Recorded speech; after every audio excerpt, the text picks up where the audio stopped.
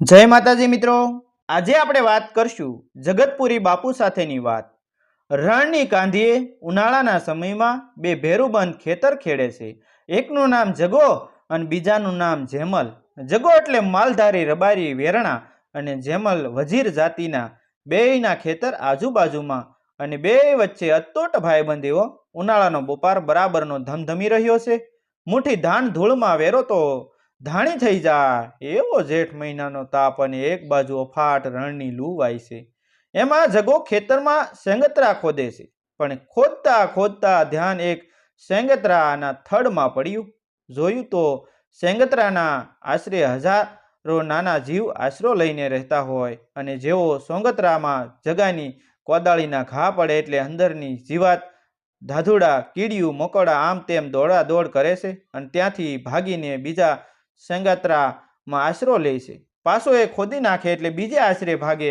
આ બધું જગે થોડી વાર તો જોયું, પણ જેમ દીપકને જોલો એક પવનનો એમ જાણે એક અંતર આત્માને પોકાર કર્યો કે તું આ ધરતી પર જન્મ લઈને ઘૂઘડા મરવા આવ્યો છે। અને હાથમાંથી કોદાળી પડી ગઈ અને જીવ તો જીવ છે એ પછી ભલે નાનો હોય કે મોટો, હું કીડી મકોડા અને ઘઘુડાનો આશરો જૂટવી રહ્યો છું એવી ભાવના અંતરમાં જાગી।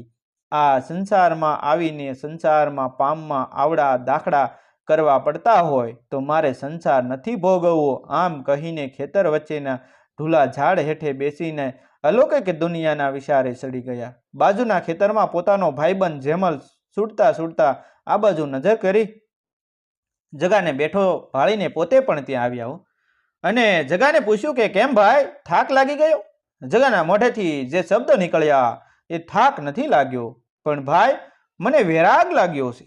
પણ પોતાના ભાઈબંધની વાણીમાં આજે કોઈ દિવસ ન જોયો અને એવો કંઈક અલગ ભાવ દેખાણો, એ જાણે કોઈ અલૌકિક વાણી હોય અને કોઈ સંત પુરુષનો આત્મા જગા માલધારીના ખોળિયામાં પ્રવેશ કરી લીધો હોય એવું લાગ્યું। જેસલ કે ભાઈ ઓચિંતા આમ ન હોય, કંઈ ભળાઈ ગયું કે પછી સમક્ષડી છે?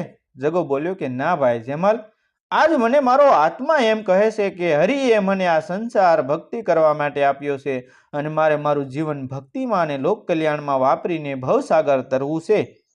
ત્યાં જેમલ બોલ્યો કે મારો ભેરું, જો સંસાર છોડીને ભક્તિના માર્ગે જવા નીકળી પડે તો આપણે પણ હારે નીકળી જવું છે।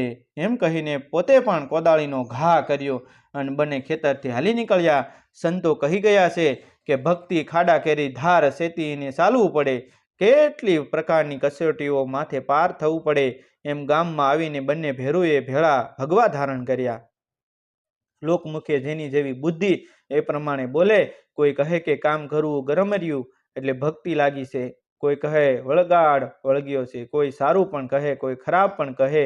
જેમલને આ બધું ખટકે એટલે એમણે જગાને કહ્યું કે જગા, આમ તો ભક્તિ કઈ રીતે કરવી? લોકો કેવા વેણ બોલે છે? પણ જગાનું મન તો પૂરેપૂરું ભક્તિ તરફ લાગી ગયું હતું। થોડા સમય બાદ નક્કી કર્યું કે ભક્તિનો સાચો માર્ગ તો ગુરુ સિવાય ન મળે, આપણે આપણા સદગુરુની શોધમાં જવું પડે, ખાલી માળાથી ભવસાગર કેમ તરી શકાય? અને બંને ભેરું નીકળી પડ્યા સાસા સદગુરુની ખોજમાં। એમ કહેવાય છે કે 7 વર્ષ બંને આબુના પહાડો અને જંગલોમાં માળા કરે, સંત પુરુષોનો ભેટો થાય। આમ કરતા કરતા 7 વર્ષ આબુના પહાડોમાં વિતાવ્યા। જે પણ આશ્રમમાં જાય ત્યાં નિત્ય સેવા કાર્ય કરે અને હરિનામ લે છે। એમ એક વખત રાત્રે જગાને સપન આવ્યું ને સપનમાં કોઈ સિદ્ધ પુરુષ આવીને જાણે સન્મુખ ઊભા રહીને કહ્યું કે જગા, સંસાર છોડવો એટલો સહેલો નથી, ઘર બાર મૂકીને આયા આવીને માળા કરી હરિનું નામ લેવું સહેલું છે। ભવસાગર તરવું હોય તો હેમની જેમ ભઠ્ઠીમાં ઓગળવું પડે, પછી એરણના ઘા સહન કરવા પડે, ત્યારે ભવસાગર તરી શકો છો। માટે જો તારે સાચી ભક્તિ કરવી હોય તો પાછો તારી જન્મભૂમિકામાં જા અને ત્યાં જઈને માળા ફેરવીને બતાવ, એટલે તને સમજાઈ જશે કે સંસારનો મોહ છોડીને ભવસાગર તરવું કેટલું અઘરું છે। એટલું સંત બોલ્યા ત્યાં સપનામાંથી જગો જાગી ગયા અને જાણે કે કોઈ એમના વેરાગને પડકાર કર્યો હોય એમ લાગવા લાગ્યું। જેમલને વાત કરી કે મને આવું સપન આવ્યું છે।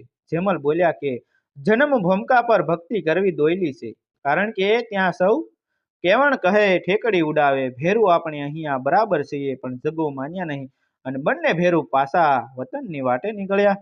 એમ કહેવાય છે કે એ સમયે પાંડણની બાજુના ગામમાં રડોસણ બાજુ રસ્તે આવતા જોડ માતાની જગ્યાની આસપાસ આવ્યા. ત્યારબાદ બરાબર માર્ગની પડખે બે જણ ખેતરમાં ખરપતા હતા. એમણે બંને જગા અને જેમલ પર કટાક્ષ કર્યો કે પાછા આવી ગયા લંગોટિયા, બાવલા કોણ સંઘરે, મહેનત નથી કરવીને ફોગટનું ઠોકવું ખાવું છે એટલે સાધુ થઈને રખડે છે. બંનેએ સાંભળ્યું એટલે જેમલ બોલ્યા, જોયું ભેરું, આવો વ્યવહાર કરશે આપણે તો સંભાળી લઈએ છીએ, પણ ભાગવા લુગડા પણ બદનામ કરે છે. હાલ આપણે પાછા વળીને મન નથી લાગતું કે જન્મભૂમિ આપણને આવકાર દેતી હોય. પણ જગે કહ્યું કે ભક્તિ તો બે ધારી તલવાર છે અને એના પર આપણે હાલવાનું છે, એટલે આવા વેણ તો સહન કરવા પડે. પણ જેમલને લાગી આવ્યું એટલે કહ્યું કે હવે તારે જવું હોય તો જા ભેરું, પણ હું નહીં આવું. એમ કરીને જેમલ ત્યાંથી પાછા વળ્યા અને જગો પાછા સાધુ વેશે ગામમાં આવીને ગામથી બહાર એક સ્થાન પર હરિજાપની માળા ફેરવવાનું ચાલુ કર્યું. થોડા સમય પછી એમ કહેવાય છે કે એક રાત્રે એમને ત્યાં એક ઓલિયા સંત અચાનક આવી ચડ્યા. જગાને યાદ આવે છે કે મને જે સપને આવ્યા હતા એ જ સાધુ આજ મારે આંગણે આવ્યા. ધન્ય ભાગ્ય મારા. જગો આવકાર આપે છે, એમને હેતથી ભોજન કરાવે છે અને ભજન ભાવ કરે છે. જ્યારે જગો બાપુનો પરિચય પૂછે છે ત્યારે ઓલિયા સંત પોતાનો પરિચય સિદ્ધપુરી તરીકે આપે છે અને જગો પગમાં પડીને વિનંતી કરે, મને આપના શિષ્ય તરીકે સ્વીકારી લ્યો. બાપુ જગાની ભાવના જોઈને સાધુ રાજી થયા. પોતાને ગુરુ મંત્ર આપીને શિષ્ય બનાવી જગાનું નામકરણ કરે છે. આજથી આ વિસ્તારમાં તને જગતપુરી તરીકે સમાજ ઓળખશે. ભગવાનનું ભજન કર અને ધર્મનો પ્રસાર કર, દિન દુખિયાની સેવા કર, એમ કહીને સંત વિદાય લે છે. આમ જગા ભગત રબારી વેરણામાંથી પોતે જગતપુરી નામ ધારણ કરી સિદ્ધપુરી બાપુનું સાનિધ્ય પામ્યા. એવું કહેવાય છે કે એમના ભેરુ જેમલે આગળ જતા દાસ પરંપરાના ગુરુ પાસેથી દીક્ષા ધારણ કરી એટલે એમનું નામ જાનકીદાસ થયું અને એ પણ એક મહાન સંત થઈ ગયા.